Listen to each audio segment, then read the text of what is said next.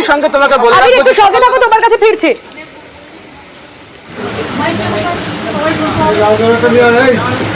দেখো আমি তোমাদের এখনো হাত জোর করে আমি বলছি যে তোমরা একটা কাজ করো। আমিও কিন্তু 2 ঘন্টা তোমাদের জন্য অপেক্ষা করছি। তোমাদের প্রত্যেকে ছাতা দেওয়া হয়েছে, সামনে বসার ব্যবস্থা করা হয়েছে।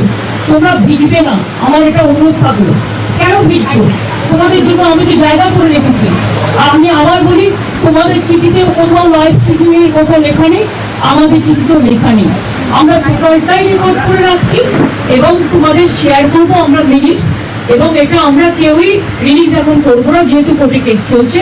আমরা এটা সময় মতো কোর্টের কেসটা একটু শেষ হয়ে গেলে তোমাদের দিয়ে দেবো। তোমাদের তো একদিন ওয়াচ করতে পারো যে আমরা টোটালটাই রেকর্ড করবো। নিশ্চিন্তে থাকো, এইটুকু আমার প্রতি ভরসা রাখতে পারো। তোমাদের মিসলিড করবো না, তোমাদের কোনো করবো না।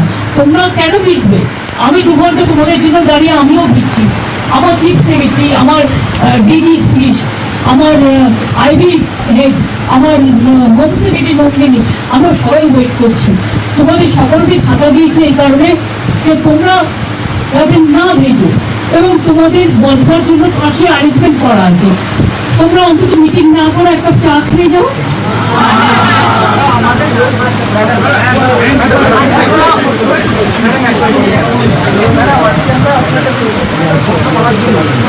এসো না, আসছে না কেন? ভেতরে ঢুকছে না কেন?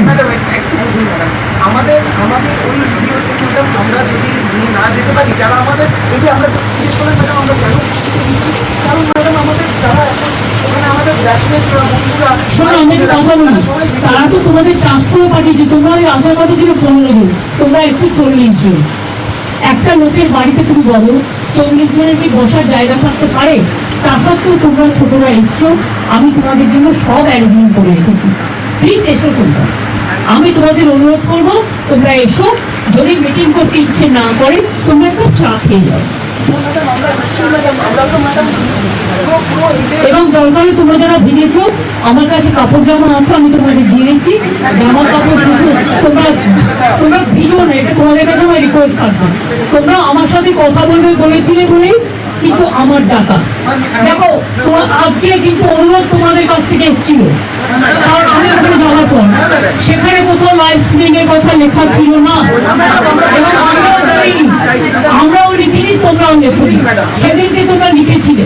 তা সত্ত্বেও তোমরা তো বুঝবে এখানে একটা সিকিউরিটির ব্যাপারও আছে। লক্ষ্মী ভাই বলে রাখো, তোমরা মানুষের স্বার্থে এসো এবং তোমরা আমার সাথে কথা না বলতে পারো, তোমরা একটা চা খেয়ে যাও।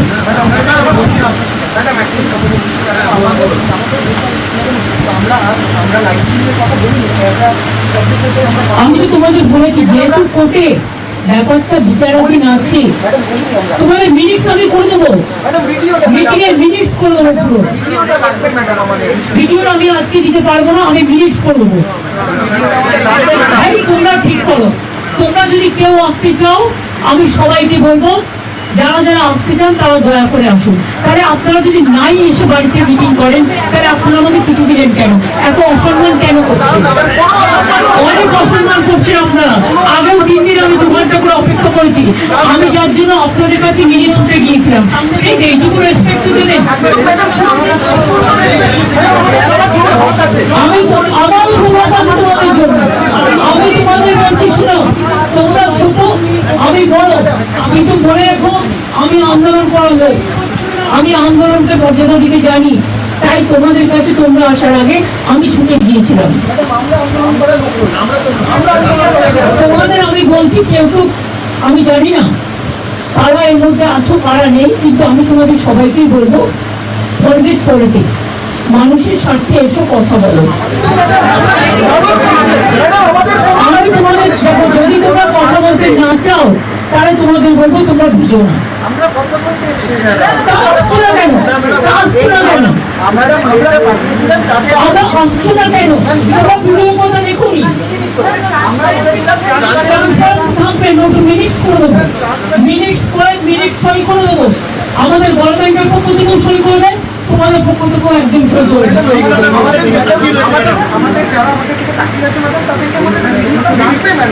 ভাই তোমাদের সব ডিমান্ড তো আমি মানতে পারি না।